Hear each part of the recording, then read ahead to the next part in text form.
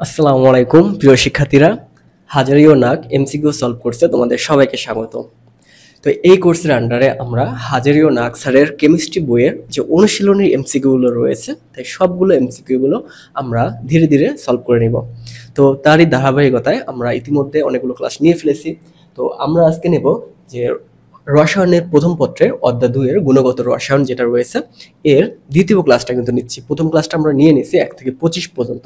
তো এই ক্লাসে আমরা 26 থেকে 50 পর্যন্ত এমসিকিউ সলভ করব। তো সাথেই থাকো। প্রথম যে প্রশ্নটা আছে দেখো, নিচের কোন অরবিটালে শক্তি সর্বনিম্ন হবে? এটা কিভাবে বের করে এটা তোমরা সবাই জানো, তারপর আমি বলে দিচ্ছি যে এল প্লাস এল এর মান যার কম তারই তো সর্বনিম্ন হবে। আচ্ছা, এখন দেখো এগুলো এন প্লাস এল এর মান কত হচ্ছে, এটা হবে কত 5, এটা হচ্ছে 4, এটা হচ্ছে 5, আর এটা হচ্ছে দেখো 3। তাহলে 3s এর n প্লাস n এর মান সর্বনিম্ন হবে, তাই তো? তাহলে সঠিক উত্তর 3s। পরের যে প্রশ্নটা আছে দেখো, 1 অ্যাংস্ট্রম সমান কত সেন্টিমিটার হবে? 1 অ্যাংস্ট্রম সমান সমান হচ্ছে 10⁻10 মিটার, কিন্তু এখানে দেওয়া আছে সেন্টিমিটার। দেখো এই 10⁻10 মিটার কিন্তু দেওয়া আছে, এটা কিন্তু না, এটা কিন্তু মিটার হলে ঠিক ছিল, মিটার হলে ঠিক ছিল, কিন্তু এটা আমাদের আছে সেন্টিমিটারে দেওয়া। একটু চালাকি করছে। দেখো 10⁻−10 যেটা মিটার আছে, মিটার থেকে আমরা যদি সেন্টিমিটার কনভার্ট করতে চাই তাহলে কি করতে হয়? 100 দ্বারা গুণ করতে হয়, তাহলে তো আমাদের সেন্টিমিটার কনভার্ট হয়ে যাবে, তাই না? তাহলে 100 দ্বারা যদি আমরা গুণ করি তাহলে কি হবে? এখানে দুইটা শূন্য কমে যাবে, আসলে 10⁸ সেন্টিমিটারে চলে আসবে। তো 10⁸ সেন্টিমিটার। মাঝে মাঝে কিছু কনভার্সন দিয়ে দেয়, পরীক্ষা আসে, একটু দেখে নিবে এগুলো। পরের প্রশ্ন, বামার সিরিজে n2 এর মানটা দেওয়া আছে 3 হলে তরঙ্গ দৈর্ঘ্য কত হবে? এখন দেখো আমাদের যে তরঙ্গ দৈর্ঘ্যের সূত্রটা রয়েছিল, যে তরঙ্গ দৈর্ঘ্য এই যে 1/λ যেটা ইকুয়াল টু যে rh, এখানে 1/n² প্লাস n2², এটা এটা এই সূত্রটা দেওয়া ছিল, আমরা জানি। আচ্ছা, এই সূত্রটা যে দেওয়া ছিল, সরি এটা তো হচ্ছে মাইনাস। আচ্ছা দেখো, এখন দেখো এখানে আমাদের কি কি বসাতে হবে? এদের মান বসাতে হবে। r's এর মানটা মুখস্থ। দেখো n2 যদি হয় তাহলে n1 এর মান কত হবে? 2 থেকে 3 এ আসবে অবশ্যই। তো 2 থেকে যদি 3 এ আসে, বামার সিরিজে n2 এর মান 3 থেকে 2 আসবে, তাহলে n1 এর মান হচ্ছে 2। তো n1 এর মান হচ্ছে 2, তারপর এবার স্কয়ার মাইনাস এটা তো 3 দেওয়া আছে স্কয়ার। এখন মানগুলো বসাই দিই। r's এর মানটা আমরা বসাই দিতে পারি। r's এর মান আমরা একটু আগে শিখে আসতে দ্বিতীয় ক্লাসে, সেটা হচ্ছে প্রথমে শুরু করবা 10 দিয়ে, তারপর লিখবা 9, এরপর আবার 6 থেকে শুরু, মানে 9 এর পর 6 উল্টায় 9 6 তারপর 7 8 এভাবে চলে যায়। কিন্তু সেন্টিমিটার আছে, এটা সেন্টিমিটার কিছু করা লাগবে না। আচ্ছা, এখানে একটু হিবিজিবি হয়ে যাচ্ছে। দেখো এটা যদি ক্যালকুলেশন করি, এখানে 4 এখানে 5 হয়, এটা ক্যালকুলেশন করলে আমাদের মানটা চলে আসে 36/5। এটা মুখস্থ হয়ে যাওয়ার কথা পর্যন্ত। এখন দেখো এই মানটা আসে, এটা কিসের মান? এটা 1/λ মান। এরে এখন তো ক্যালকুলেটর লাগবে, ক্যালকুলেটর তো আনা হয়নি। আচ্ছা, তোমরা ক্যালকুলেটর নিয়ে বসছো, একটু ক্যালকুলেশনটা করে নিও এটা কিভাবে হচ্ছে। তো এখানে এটা একটু উল্টে দিতে হবে, উল্টে দিতে হবে, কারণ কি, যেহেতু এটা উল্টা আকারে আছে, উল্টা দিব আমরা। শুধু কি এল ওয়াই মানটা দরকার, মানে কি তরঙ্গ দৈর্ঘ্য ওয়াই মানটা কিন্তু দরকার। তাহলে আমাদের এটা উল্টে যাবে জিনিসটা। তাহলে এখানে 36 আর নিচে হবে 10 9 6 7 8, গুণ করলে হবে 5। বাস, এটা একটু ক্যালকুলেশন করলে মানটা বের হয়ে যাবে। দেখি आंसर কত আছে। आंसर আছে দেখো 6.5 × 10⁻⁻5 সেন্টিমিটার। ওকে, পরের প্রশ্ন দেখো যে তৃতীয় শক্তি স্তরের জন্য এমবিআর যে কণিক ভরবেগ মান কোনটি হবে? এখন দেখো এমবিআর ইকুয়াল টু আমরা জানি ns/2π। তো ns/2π, MBR equal to ns/2π, কণিক ভরবেগটা ছিল। আচ্ছা, এখন দেখো এন এর মান কত? এন এর মান কিন্তু 3, কারণ তৃতীয় শক্তি স্তরের জন্য বলা আছে। তাহলে এন এর মান যদি 3 হয়, এখানে আমরা 3 দিয়ে দেই, 3h আর 2π, এটা কোথায় মিলে? 3h/2π। সুতরাং এটা হবে সঠিক উত্তর। আচ্ছা, 30 নম্বর প্রশ্ন কি বলা আছে দেখো, কোন মতবাদে পরমাণুকে সৌরজগতের সাথে তুলনা করা হয়েছে? এটা তো সবারই পারার কথা, সবাই কমেন্ট করে দাও এটা কোনটা হবে। পরের প্রশ্ন আগে, বিকিরিত আলোক রশ্মির তরঙ্গদৈর্ঘ্য 486.9 ন্যানোমিটার হলে ফ্রিকোয়েন্সি কত হবে? এগুলো সবই তো ক্যালকুলেটর লাগবে, এবার ক্যালকুলেটর নিয়ে বসো, সবাই ক্যালকুলেশন করতে হবে। আচ্ছা দেখো, তরঙ্গদৈর্ঘ্যের যে সূত্রগুলো আমাদের ছিল, যে আমাদের দেখো সি ইকুয়াল টু ছিল এফ ল্যামডা, এটা ছিল, বা তোমরা মিউ দিয়ে লেখো, সমস্যা নেই, এটা এফ বা মিউ যে যেটা দিয়ে লেখে ওটা কোনো ব্যাপার না। তো আমি এফটা যদি আনি তাহলে কি হবে, সি বাই ল্যামডা, রাইট। এখন দেখো সি এর মানটা আমরা জানি, সি এর মান আছে 3 ইন্টু 10 টু দি পাওয়ার কত 8 ছিল। আর ওয়াই এর মান কত দেওয়া আছে দেখো, এই ন্যানোমিটার দেওয়া আছে, এখানে যেহেতু মিটার পার সেকেন্ডে দেওয়া আছে, আমাদের অবশ্যই মিটারে কনভার্ট করতে হবে। ন্যানোমিটার হচ্ছে 10 টু দি পাওয়ার 9 করলেই হবে, তাহলে 4.86.7 এটার সাথে 10 টু দি পাওয়ার -9 করে দিই, তাহলে এটা ন্যানোমিটারে কনভার্ট হয়ে যাবে, তাই না? আচ্ছা, তাহলে এর মানটা বসাই, 486.7 into 10 to the power -9 nanometre. Calculation তো ইজিলি হয়ে যাচ্ছে। আচ্ছা, এই ধরনের প্রশ্নগুলো সাধারণত একাডেমিতে এবং হচ্ছে বুয়েট টুয়েট বা রুয়েট এগুলোতে আসে, মেডিকেলে এই ধরনের কোশ্চেন কখনোই আসবে না। অ্যাডমিশনে সাধারণত আসে, অ্যাডমিশনে যেগুলো আসবে সেগুলো হচ্ছে খুব সুন্দর সুন্দর মান, তুমি ক্যালকুলেশন করতে পারবা খুব সহজে, মানে হাতে করা যায়, এগুলো একটু ক্যালকুলেটর লাগবে, তাও তোমরা এটা করতে পারো। কি হয়, আচ্ছা এটা মানটা একটু দেখে নিই, ওকে, তো এটা তোমরা একটু ক্যালকুলেশন করে নেবা। এটা মান হচ্ছে দেখো 6.163 into 10 to the power -14 hertz. আচ্ছা দেখো, কোন আলোক রশ্মির ফ্রিকোয়েন্সি বেশি হবে? ফ্রিকোয়েন্সির ক্ষেত্রে একটু মনে রাখবা, যার তরঙ্গদৈর্ঘ্য বেশি তার কিন্তু ফ্রিকোয়েন্সি কম হয়। কারণ আমরা একটু দেখছিলাম এই জায়গাটায়, এই যে একটু আগে আমরা যে সূত্রটা দেখছি ফ্রিকোয়েন্সি এফ, বা তোমরা কোনটা দিয়ে লেখো, মিউ দিয়ে ওটা লিখতে পারো, এই যে মিউ, দেখো ফ্রিকোয়েন্সি এটা কিন্তু হচ্ছে সি বাই ল্যামডা। তার মানে দেখো এটা কিন্তু এটার বিপরীত, মানে হচ্ছে ব্যস্তানুপাতিক। তার মানে এই ল্যামডা যত কম, মানে তরঙ্গদৈর্ঘ্য যত কম, এই ফ্রিকোয়েন্সি তত বেশি, আর তরঙ্গদৈর্ঘ্য যত বেশি ফ্রিকোয়েন্সি তত কম। তাহলে আমরা দেখবো যে কোনটাতে তরঙ্গদৈর্ঘ্য মানে কম। এখন দেখো এই যে রেডিও ওয়েভ, বিরাট বিরাট তরঙ্গদৈর্ঘ্য, আই এর অবরোহিত, এটার নিচে আছে ইউভি, এটা একটু কম, এক্সরে আরো কম। তাহলে আমরা এখানে এক্সরেটা হবে, হ্যাঁ এক্সরেটা যেহেতু কম, এটা হবে হচ্ছে বেশি, এক্সরে। দেখো কোন আলোক রশ্মি ফ্রিকোয়েন্সি বেশি হবে, এক্সরে, কারণ এক্সরে যে তরঙ্গ দৈর্ঘ্যটা এটা অনেক কম, তার যার তরঙ্গ দৈর্ঘ্য কম তার ফ্রিকোয়েন্সিও বেশি। অসীম দূরত্ব থেকে ইলেকট্রন তৃতীয় শেলে স্থানান্তর হলে নিচে কোন বর্ণালী সিরিজ উৎপন্ন হবে? ওই যে তৃতীয় মানে কি, পেছনে কিন্তু আছে তৃতীয়, হ্যাঁ এই যে একে ছিল কে, ল্যামেন ছিল একে, লাইম্যান ছিল একে, দুয়ে ছিল বামার, এই যে বামার ছিল দুয়ে, আর 3 নম্বরে ছিল এই প্যাসেন। তাহলে কোনটা হবে, তৃতীয় শেলে যখন স্থানিত হলে নিচে কোন বর্ণালী উৎপন্ন হবে? অসীম দূরত্ব থেকে তৃতীয় শেলে আসতেছে, তার মানে কি প্যাসেনে আসতেছে, প্যাসেন। আর ফুন্ট বা ফান্ড যেটা বলে, অনেকে ফুন্ট উচ্চারণ করে, অনেকে ফান্ড উচ্চারণ করে, যাই হোক ওর কিন্তু নাম, এদের নাম কিন্তু আসলে বিজ্ঞানীদের নাম আকারে আসছে, হ্যাঁ প্যাচেন, বামার, ব্র্যাকেট ট্র্যাকেট এগুলো এই বিজ্ঞানীদের নাম অনুসারে আসছে। আর এই ফুন্ট বা ফান্ড, এই বিজ্ঞানীর সুন্দর একটা নাম আছে, সেটা আছে অগাস্ট ফান্ড, মানে আমাদের যে আগস্ট মাস আছে না, সেটার নাম অনুসারে মুভি করছে, অগাস্ট ফুন্ট বা ফান্ড। তো এখানে সঠিক উত্তর হবে প্যাচেন, যেহেতু এটা তৃতীয় শেলে স্থানান্তর হয়েছিল। চতুর্থ 34 নম্বরে চলে আসছি, ইলেকট্রন বিন্যাসের সাধারণ নিয়মের ব্যতিক্রম দেখায় নিচে কোন মূলটি? আচ্ছা, কোনটি সাধারণ নিয়মে ব্যতিক্রম দেখায়? ক্রোমিয়াম, একদম ক্রোমিয়াম, কপার, মুখস্থ, এগুলো ব্যতিক্রম দেখায় অলওয়েজ। এই যে 3D 4S যে ইয়াটা ছিল, ওখানে জিনিসটা হয়ে যায় যে 3D এখানে 10 হয়ে যায়, 4s হয়ে যায় 1।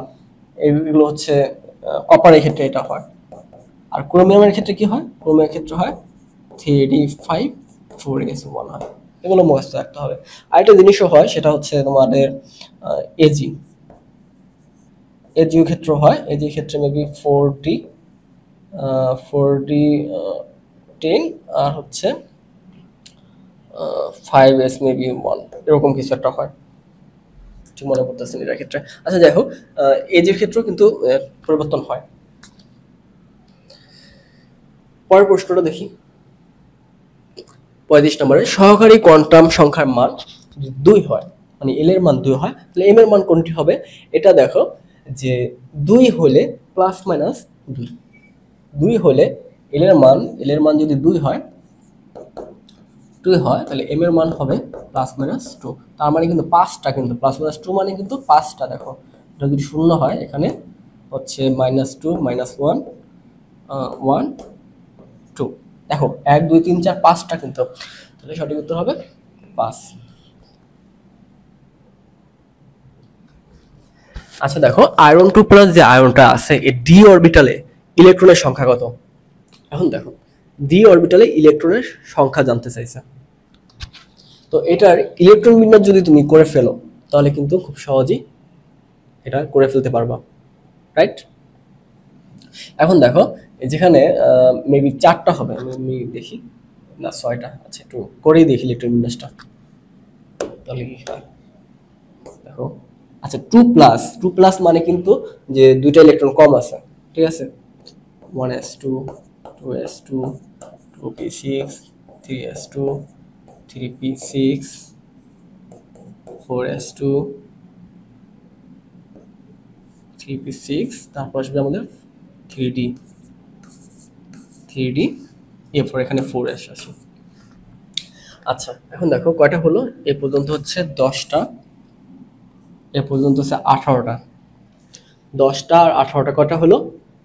10টা 18টা হচ্ছে 18টা, আর এখানে হচ্ছে 2টা। মোট কয়টা হলো? এখানে হচ্ছে 2টা, তাহলে হচ্ছে মেবি কয়টা, 10 20, আর এখানে কয়টা থাকতেছে? 6টা। এখানে থাকতেছে 6টা, তাহলে মোট কয়টা হলো? 26টা হলো। 10 20 26। আচ্ছা, আর এই যে 2 প্লাস আয়ন, ঠিক আছে, এই 2 প্লাস আয়ন, এই 2 প্লাস আয়নের এই 2টা কিন্তু এখান থেকে চলে যাবে, ঠিক আছে? এখান থেকে কিন্তু না, তাহলে কয়টা থাকবে? 6টা থাকবে। বোঝা গেল? ওকে, তো মেইনলি এফির ইলেকট্রন বিন্যাসটা আমরা এখানে যদি করি, এফি 2 প্লাসটা করছি, তাহলে 2টা ইলেকট্রন কিন্তু এখান থেকে চলে যায়। তো 2টা ইলেকট্রন যাবে এই 4s থেকে, মেইনলি 4s থেকে গেলে এই 3d এর মাথায় 6 কিন্তু আছে, তাহলে সঠিক উত্তর হবে 6।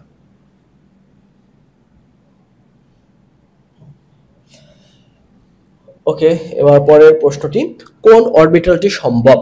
আচ্ছা, কোনটি সম্ভব কোনটি সম্ভব না, এই ধরনের প্রশ্ন কিন্তু হিউজ আসে, যেমন 2D সম্ভব না, তারপর 3f সম্ভব না, এগুলো কিন্তু আসে।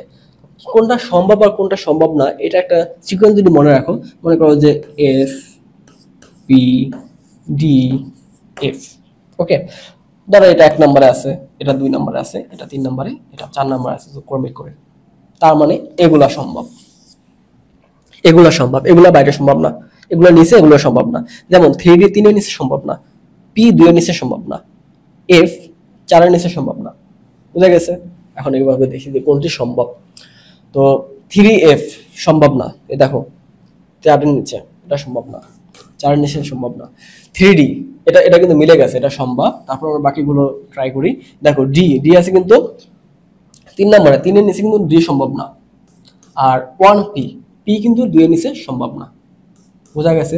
তোমরা এই জিনিসটা একটু মনে রাখবা যে 1s 2p 3d 4f এই কয়টা সম্ভব, এর নিচে কিন্তু সম্ভব না।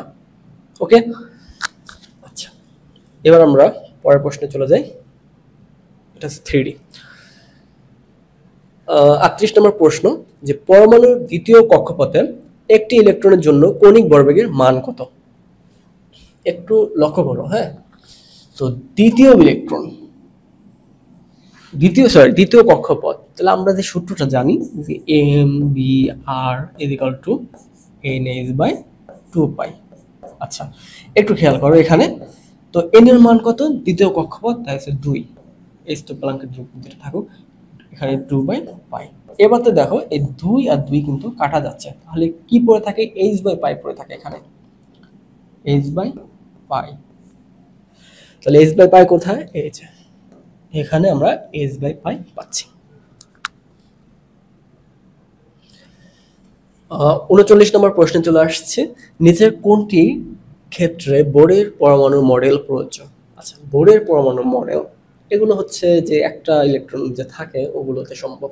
এখন দেখি কোনটাতে একটা ইলেকট্রন পাই। দেখো হাইড্রোজেন বেচারার একটা ইলেকট্রন ছিল, তাও নাই। তাহলে এটা তো সবার আগে নাই। ওর একটা ইলেকট্রন ছিল কিন্তু সেটাও নাই। দেখো হিলিয়ামের ক্ষেত্রে আমরা জানি যে 2টা ইলেকট্রন থাকে, তো একটা ইলেকট্রন চলে গেলে আরেকটা ইলেকট্রন অবশ্যই আছে, তাহলে হিলিয়ামের ক্ষেত্রে একটা ইলেকট্রন পাবো। সুতরাং এটা কিন্তু সম্ভব, প্রযোজ্য। লিথিয়ামের ক্ষেত্রে দেখি, লিথিয়ামের ক্ষেত্রে এখানে ইলেকট্রন আছে 2টি, এটা সম্ভব না। আর বেরিলিয়ামের ক্ষেত্রে এগুলো সম্ভব না। তাহলে আমরা একটা পেয়ে গেছি হিলিয়াম, যেটা এটার ক্ষেত্রে আমাদের বোর পরমাণু মডেলের ক্ষেত্রে প্রযোজ্য হবে। 40 নম্বর, পরমাণুর তৃতীয় শক্তি স্তরে মোট অরবিটাল সংখ্যা কত? পরমাণুর তৃতীয় শক্তি স্তরে মোট অরবিটাল সংখ্যা কত? কত হয় তৃতীয় শক্তি স্তরে? দেখো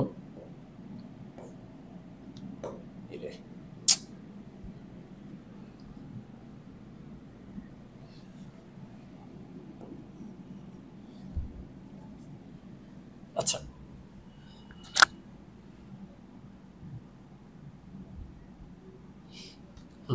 আচ্ছা দেখো মোট অরবিটাল সংখ্যা কত হয় এটা যদি আমরা বের করি, মোট অরবিটালে ইলেকট্রন সংখ্যা ছিল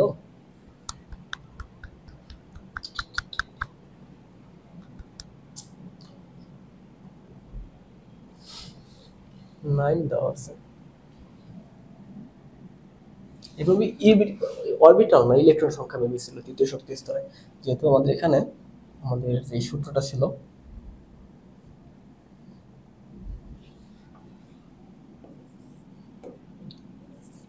n স্কয়ার, যেটা হ্যাঁ এটার মাধ্যমে বের করা যায় 3 স্কয়ার সমান 9। ঠিক আছে, অরবিটাল সংখ্যা 9। ওকে, পরেরটা আমরা চলে আসি। ক্যালসিয়াম পরমাণুর সর্ববহিস্থ শক্তি স্তরে 2টি ইলেকট্রনের 3টি কোয়ান্টাম সংখ্যার মান বের করো। 3টি কোয়ান্টাম সংখ্যার মান বের করো। আচ্ছা, ক্যালসিয়ামের সর্ববহিস্তরে 2টি ইলেকট্রনের জন্য 4টি কোয়ান্টাম সংখ্যার মান, তাহলে সর্ববহিস্তরে যে ক্যালসিয়ামটা আমরা বের করব, ক্যালসিয়ামের ইলেকট্রন বিন্যাস কি লাগবে না? আমাদের ইলেকট্রন বিন্যাস লাগবে।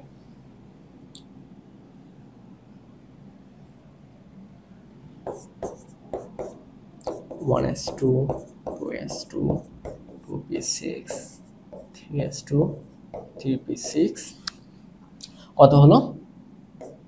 4s2। আচ্ছা, তাহলে 2 2 4। ওকে, আমরা দেখতেছি যে 4s2 তে চলে গেছে, তাহলে n এর মান কত পাচ্ছি?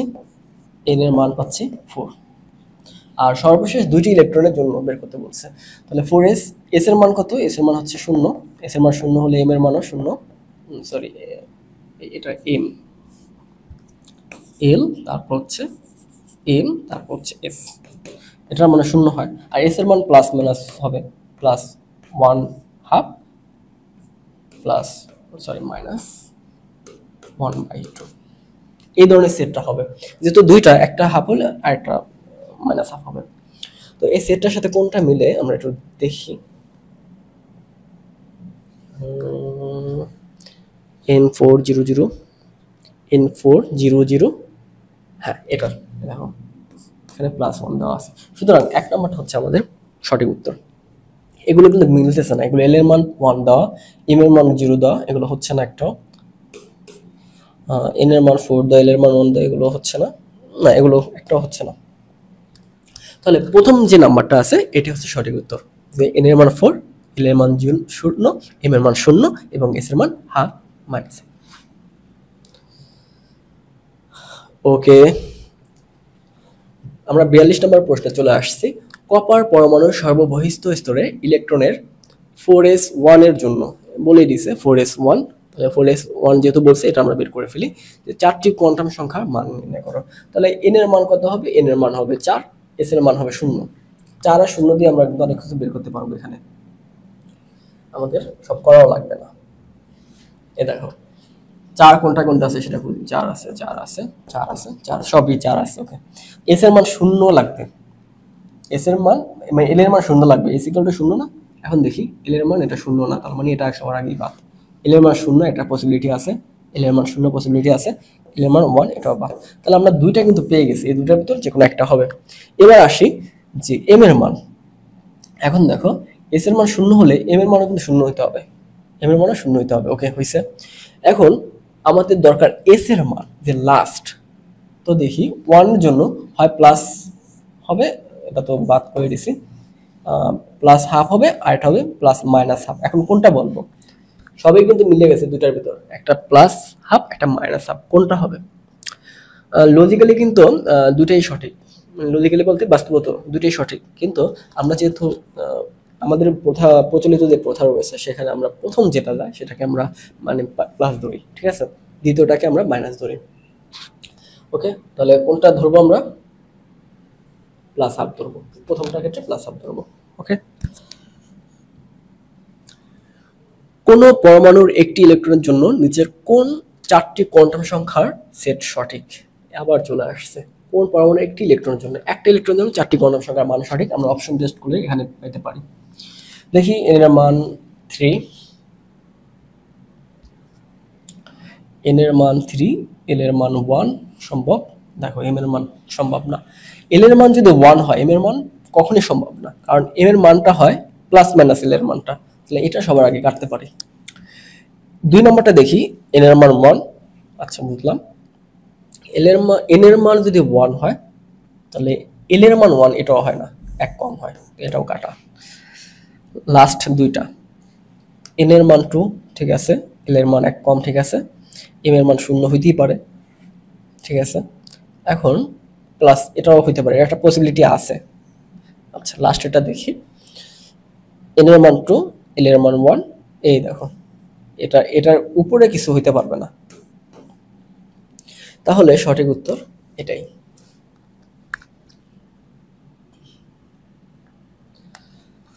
চুয়াল্লিশ নম্বর প্রশ্ন, উপশক্তি স্তরে ইলেকট্রন ধারণ ক্ষমতা নির্ণয়ের ফর্মুলা কোনটি? আচ্ছা, উপশক্তি স্তরে ইলেকট্রন ধারণ ক্ষমতা, এটা আমরা 2 × 2l+1 এটা আমরা ব্যবহার করি। 2 × 2l+1, এই যে 2 × 2l+1।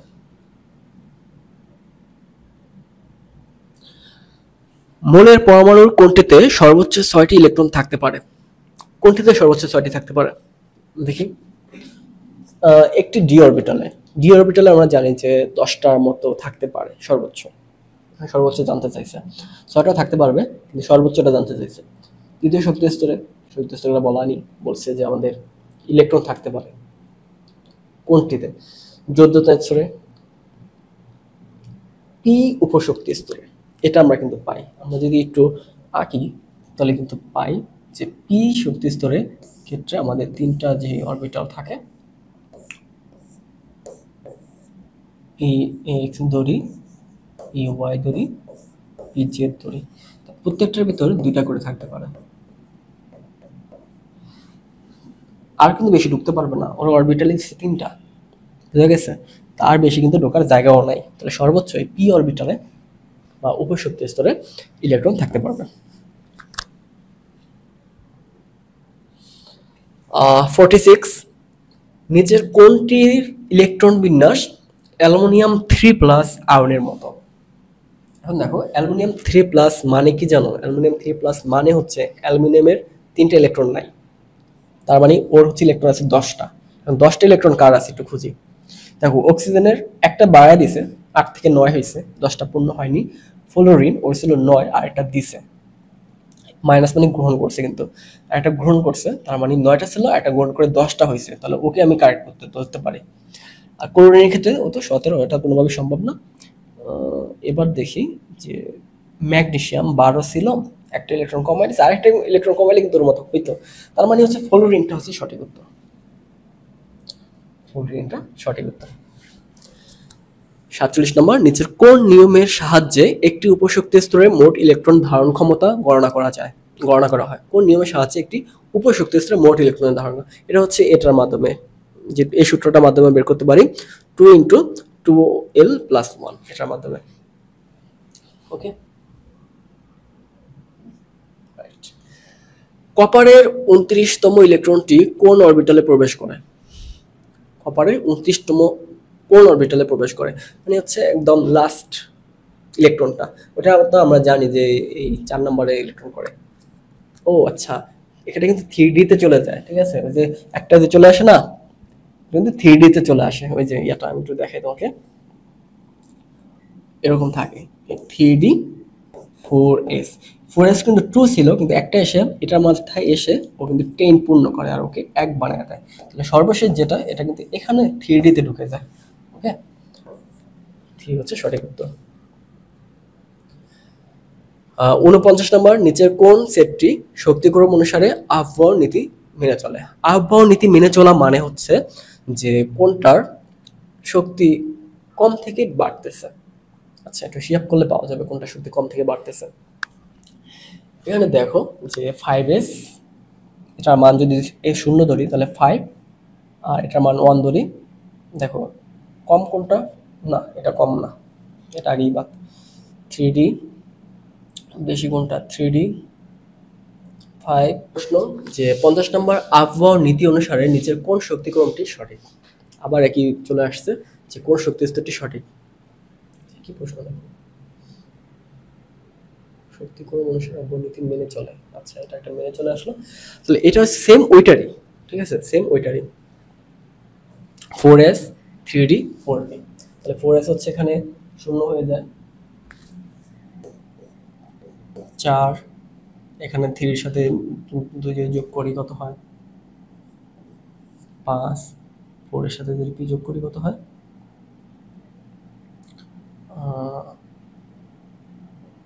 5। ওকে, এভাবে আসতেছে। এখন এই ক্ষেত্রে কি হয়, এটা তো শক্তি স্তর হিসাব করতে হবে। শক্তি স্তর এখানে হচ্ছে 4, এটা 5, এটা 5, তার মানে কি যে এটার শক্তি কিন্তু বেশি, শক্তি এটার বেশি, কারণ এটা শক্তি স্তর বেশি। ওকে, আর এই 3D, এটা মান একই হলো, এটার শক্তি স্তরের জন্য প্রধান যে শক্তি স্তর এটা 3D, তার মানে এটার মান একটু কম। তাহলে 4, এটা তো এমনি কম, আর এই দুইটার ভিতরে হচ্ছে এটা একটু কম, এটা একটু বেশি, এটা হবে সঠিক উত্তর। আগেরটা কি হয়েছিল?